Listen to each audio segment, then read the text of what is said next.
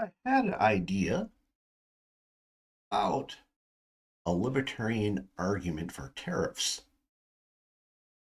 Now, to be clear, I'm kind of pitching an idea here. See the pitfalls, and I'm not fully buying into it myself. I'm kind of hoping this creates a seed for discussions. I don't care if you do that in the comments or do that offline with me if you have those other routes of communication.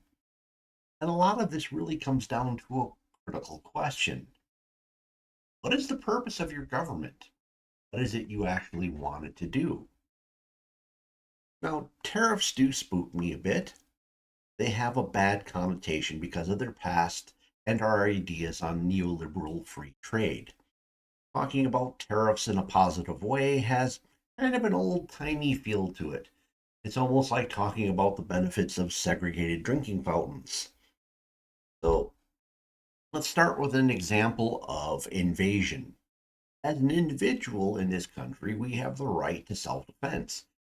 And increasingly, that right is being better recognized, and we have a citizenry that's better equipped every day. But nobody expects the citizenry to repel an invasion of a foreign power via their own means and organization. We would expect the national government to take the lead in that situation.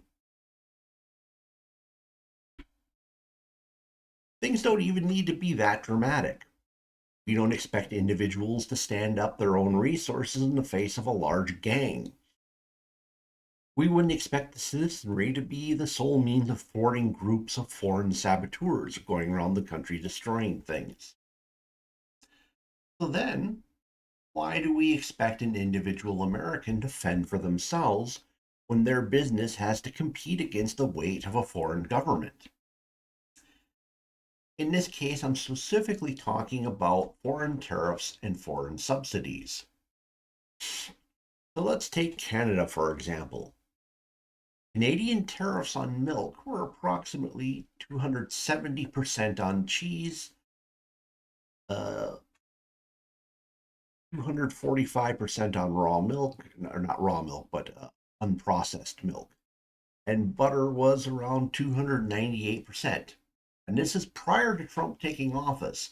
So this isn't like trade war stuff. This is how it's been for many years. I believe these tariffs came online in the 60s and 70s.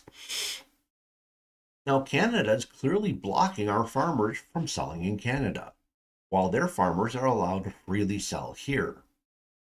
At one point, these tariffs didn't exist.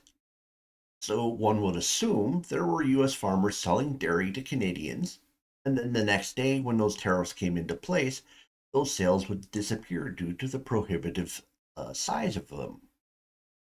If the US farmer was competing against a Canadian farmer and lost market share because our price was too high, or there was a quality issue, or Canadians just saying, hey, we prefer to buy Canadian milk from our farmers, we'd say, well, that's how the free market works. If our farmer goes out of business under those circumstances, that's just how it is.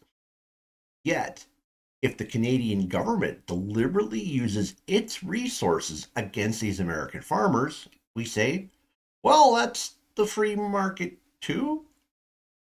Doesn't make sense. Why does the American individual have to take on the Canadian government, in this case, on their own, when these other cases we wouldn't expect it?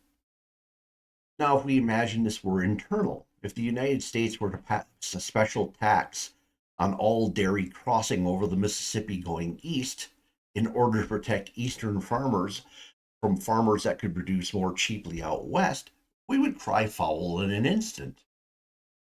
If the government picked one set of dairy producers to subsidize and then cut out the rest, we'd say that's unfair. If a state tried to erect barriers to dairy coming from another state, we'd expect the government to intervene, the federal government in that case. However, when a foreign government targets the business owned by an individual, it's apparently none of our government's business.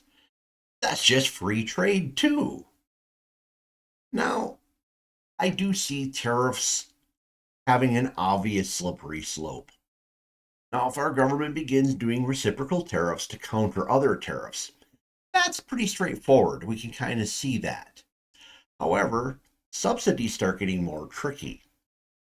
I mean, if you can see that a government is directly subsidizing a business, it's like, okay, yeah, we can see that they're making it cheaper with their own money. But let's say if it's like a derivative thing, let's say a country is subsidizing the energy production in that country. Well, one could say that every product in the country that uses energy in any way is benefiting from it. Is there a way to work tariffs in a way that isn't silly in that situation? Now, if we raise reciprocal tariffs for one type of production, business will ultimately demand tariffs against cheap labor, slave labor, unfair advantages in resources. So, can we work with tariffs in such a way where we clearly recognize the class of what we're doing versus government, foreign government intervention into the markets via tariffs and subsidies versus inherent advantages in terms of labor and resources? Is this a way to go? Am I missing the argument completely here? I don't know. Again, I'm just kind of throwing this out there because uh, it's big, it's happening, you can't avoid it, and it's so jarring because we're not used to talking about it that this is really the first time I've put a lot of thought into it. So yeah, in the comments below, tell me what you're thinking about this. Um, Please smash the like button. If the YouTube algorithm's brought you here, look at my other titles. Get into a lot of different things. Subscribe. There's things you'll certainly find in the future that are good. And if you know somebody who might find this interesting, please share it with them. All right. Thank you for spending time with me this evening. Hope to see you again in a future video.